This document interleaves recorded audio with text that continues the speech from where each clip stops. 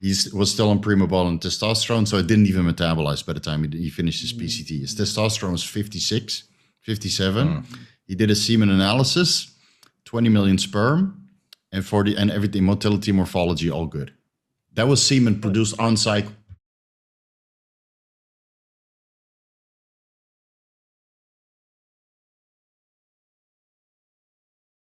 So before we get into the study, a couple of things of note that are important to understand. One of the authors, Olivier de Haan, works for the Doping Authority of the Netherlands. So the results might be a little bit biased. And I read some of his other studies, and it's very into the athletes are doing something wrong and they're doing doping and et cetera, et cetera, et cetera. So one of the 5 authors were a little bit biased. This place where they can test you on the street and then like throw you in jail or some shit? No, it's not like Sweden. Okay. No, in Holland is everything goes. You can buy weed and and mushrooms everywhere, but if you're on steroids, ooh, you're on steroids. You're on bioidentical hormones, which should be outlawed. Even though birth control is over the counter. Anyway, it's an antagonism toward masculinism. We should mention. That's why I left. Anyway, in the preface, they mentioned that androgen levels should be as low as possible for HPTA to recover. This is not what they told the study sample size. And they mentioned male contraceptives contain progestins, which they did a little bit of a comparison, to azoospermia and declining testosterone levels. So they compared progestins to steroid cycles, right? And the conclusion was that PCT doesn't affect the outcome of the success. So whether they did PCT or not, hormone levels were comparable a year after the finishing the PCT. Now, they had 200 applicants, or over 200 applicants, 100 were chosen, and 80 finished after 1 year. So they did 1 cycle, PCT, and 1 year of complete abstination of any sort of performance-enhancing drug. Only 80 finished. So the 40% of the 100 chosen were already hypogonadal before they started the experiment. Keep that in mind.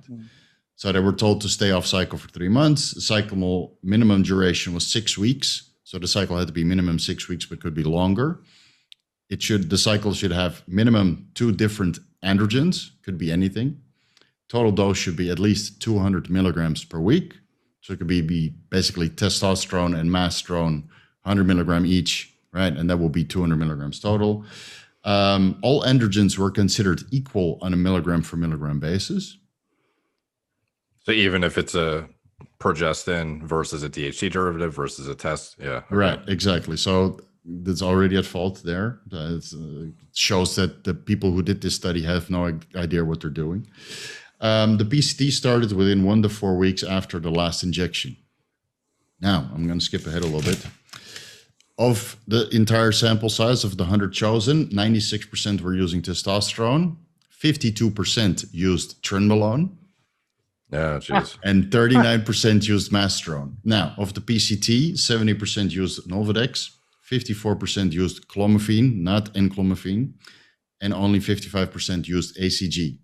The average PCT was, of 80% of the people did PCT, and it was an average 4 weeks in duration. So a PCT not considering of Clomid, which is probably the most effective to restore your HPTA, only 80% or only 54% used Clomid within the first 4 weeks of having their androgens decline. I waited 6 weeks and I was still not clinically androgen deficient. I was below the reference range, but I was nothing like 50 or 21, 21. Forget about the esters. Forget about the esters. Right. So they understand that male contraceptives have synthetic progestins, and 52% were on trenbolone during this experiment. Yeah. Trenbolone has a 5-month detection time, and so does mastrone. Now, whether that's the metabolites or the trenbolone itself, it's detectable for 5 months. And they went into the esters, etc., but they didn't mention if there was testosterone enanthate and trenbolone acetate and mastrone propionate in detail. Right, so they started their PCT too early. They didn't do PCT correctly with the correct drugs, and they were on the trenbolone sandwich, metabolizing out for the duration of their PCT. It borderlines on unethical because they understand that male contraceptives contain progestins, and they didn't instruct any of the participants to let their androgens decline, which they recognized at the beginning of this study, and they didn't tell them to be very specific regarding their androgens choices and choices regarding the PCT drugs. They didn't do that. So it's borderline unethical. They should have did 2 sample sizes, one without the progestins, one with the progestins, and then let their androgens decline to see if progestins were able to have an effect on the success of the outcome of the PCT. And they didn't do a direct analysis and comparison between the 80% of the subjects that did PCT and 20% of the subjects that didn't do a PCT with Novadex, Clomid, or ACG. But they still draw the conclusion that PCT has no positive outcome on the success of the restoring testosterone concentrations, LH, FSH, and sperm production, because they didn't compare the 80% of the people that did PCT to the 20% of the people that went off cold turkey. There's no direct comparison. They compare 3 months after finishing PCT to 1 year after PCT, and in most cases, testosterone production, LH production, FSH production is all comparable to what it was before. Now, of course, the people that were not hypogonadal before they started this, right? It's junk. It's right. junk. It's junk. It's junk. So it's junk. it's. I didn't read it, but that's what you're saying. No, I read it. I read it twice. And they didn't include micronutrients as a variable: zinc, vitamin D3, selenium, carnitine. No, it wouldn't matter. It's already junk because it's too, Right. the time periods are ridiculous. The time periods are too. And so if you're checking a year later, I can take these hands and grab down and tell you that firsthand PCT was 100% successful because I let my testosterone levels decline. Yeah, there's absolutely no. By the way, yeah, when I first went off, I actually didn't do anything. I don't think I started my stuff till like a month later or 2 months later or something like that. Like I was, yeah. Yeah, I waited 6 but weeks. For me, I think of it differently because for me, it wasn't a PCT and I go back on cycle. It was more like that study. And for me, it's the idea of changing gene transcription as quickly as you can. So my gene transcription in my body, it's not just that my hypothalamus and pituitary are not signaling, is that my gene transcription is telling them not to. I have to change my epigenetics. To do that, you need months. And what I need is months of my body thinking, at the very least, that there's not much estrogen signaling. Now we talk about the androgen signaling in another episode. We want to talk about that. We want to talk about progesterone too. And we have a lot of things to talk about. Mifepristone, baby. Mifepristone, exactly. Mifepristone is exactly my point. If you should have done this in this study. If you have a year of lower estrogen signaling, there is no question that year your gene transcription has been telling your body to produce more androgens. It's not just about the short-term effect. It's about that getting that gene transcription right, which is why I like to use HDAC inhibitors too, like sodium valproate, which is a GABAergic anti-epileptic medication, but I also like to use sodium butyrate, which is an easy supplement you can get. That's a strong HDAC inhibitor. So you get HDAC inhibitors that let your epigenetics reflect your environment quicker. Take high doses of that tributyrin, which is great for you. It's a fatty acid that's great for your GI tract. You go on your HCG, you tell the brain to work, you limit the dysfunction to as small a place as possible, you limit the negative feedback, and you wait. Yeah. And then you slowly remove the other stuff. One thing of note of this study is that showed a total sperm count and motility was much better after 1 year of finishing the PCT in the cycle compared to 3 months after. But again, they didn't PCT correctly. They didn't use FSH and LH recombinant in HMG, and they didn't pay attention to the micronutrient intake because the testicles are full with taurine and selenium, and you still need something to help with testosterone and semen production. So, what did the Dutch forum say?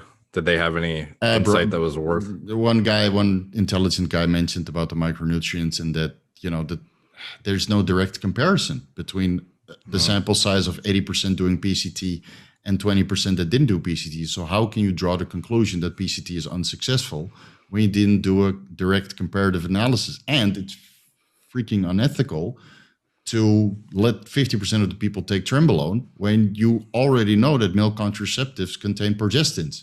So you really don't know. And of course, this guy is, on the National Doping Association. So I've seen those studies.